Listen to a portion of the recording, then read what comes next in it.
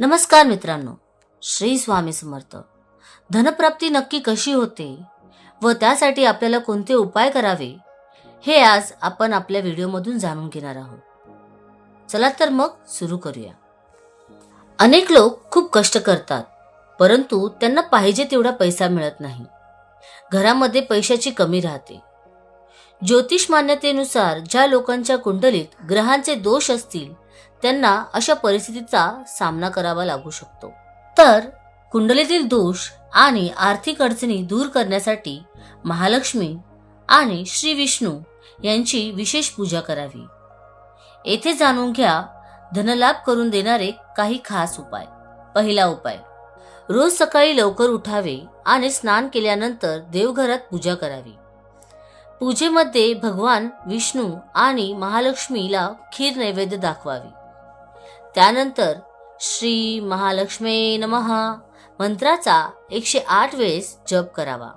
मंत्र जप करणे शक्य नसल्यास 108 वेळेस ऐकावे.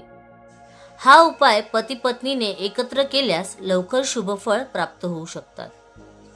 मंत्र जप करण्यासाठी कमळगट्टाची माळ वापरावे. धनलाभाचे योग जुळून येऊ शकतात. दुसरा उपाय, घर बांधताना प्लॉटच्या उत्तर पूर्व कोपऱ्यात चांदीपासून बनवलेल्या नागनागिनीची जोडी पुरून टाकावी. घर बांधून झालेले असल्यास या दिशेला नागनागिनीची जोडी एका कलशात लपवून ठेवा. या उपायाने घरामध्ये सुख समृद्धी कायम राहते. तिसरा उपाय, स्नान केल्यानंतर एखाद्या मंदिरात जाऊन श्री महालक्ष्मीच्या ओम श्री ह्रीं श्री कमले कमलालये प्रसिद्ध प्रसिद्ध श्री ह्रीं श्री ओम महालक्ष्मी नमः मंत्राचा 108 वेळेस जप करावा. या मंत्राने मोठमोठे आर्थिक संकट दूर होऊ शकतात. चौथा उपाय, धनलाभाची इच्छा असल्यास रोज संध्याकाळी शिवलिंगाजवळ दिवा लावावा.